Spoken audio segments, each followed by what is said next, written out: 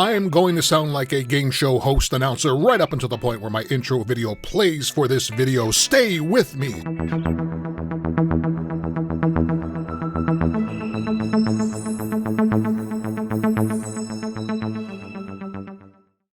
Welcome back to the channel. Like and subscribe, all that jazz.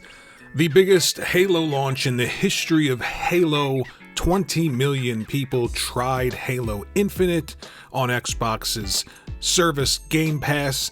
Now, this is the internal metric that Microsoft uses to gauge success, so who am I or anyone else to rain on their parade if they say this is successful, if this is what they're looking for to gauge that success again, then clearly they are extremely happy. Now, the questions that I would have are how many people purchased the game? How many people that tried the game stayed with the game? Are we counting people that just sign in, play it, and then say, not for me? Do we have completion rates? Do any of this stuff matter when we're talking about software as a service? I don't know, but clearly Microsoft is extremely happy. 20 million people have tried Halo Infinite through Game Pass, and to them, that's a huge success. I did play Halo Infinite. I'm one of the people that enjoyed the game. I finished the game. I maxed out Master Chief, the grappling hook.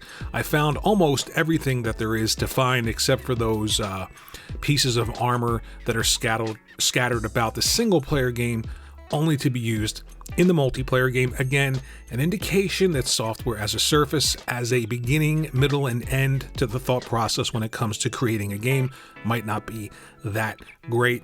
But according to Microsoft and the official statement, it is a huge success. And to them, this metric means it is the biggest Halo launch in history. It says, with over 20 million Spartans joining us so far, we're thrilled to announce that Halo Infinite is the biggest launch in Halo franchise history. Thank you to everyone for joining us on the next step in this great journey. I have no idea why I paused there, but it sounded dramatic, so I'll leave it in. Now, there have been a number of complaints like the progression system, and there are modes that have been requested like Infection and Grift Ball, and thankfully, it looks like 343 is listening and making a number of changes coming up for Season 2, including recent pricing changes. And here we go with the issue that I have, software as a service. We've got to make some money somewhere, so we're going to have these ridiculous microtransactions now in all of these first-party games being created for Game Pass. I don't know if that's true or not. I'm not telling you not to be excited. Listen carefully. I'm not telling you not to like Game Pass. I'm telling you my concerns are software as a service may not lead to having to create great games, but rather create the experience that keeps you subscribing to the beast that needs to be fed, a la service.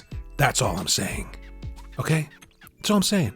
Next up, not to be undone, it looks like Forza Horizon 5 has also reached a metric that Microsoft likes. 18 million players have tried Forza Horizon 5. Now, think about this for a second. Halo's free to play. If it wasn't, we may be in a world where a mainline Forza title has more players at launch than a mainline Halo title.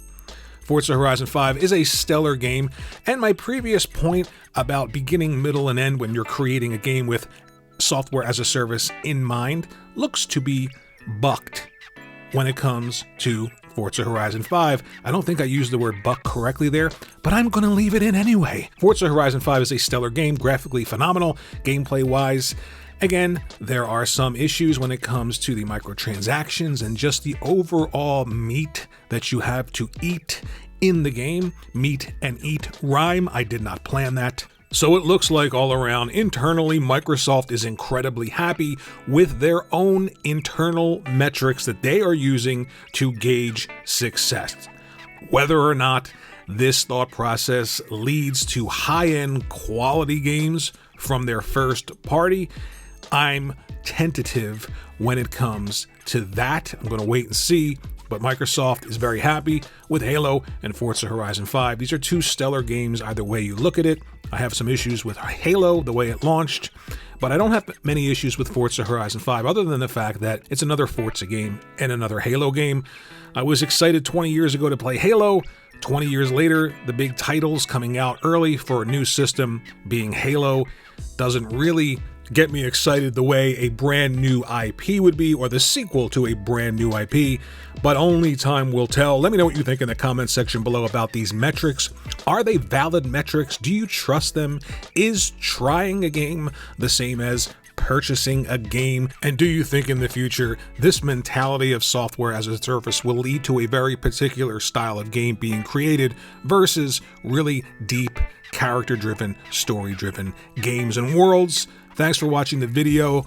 Again, do the jazz, like and subscribe, and I'll see you in the next video. By the way, I think 4 people tried to watch this video. That's a success. Thank you.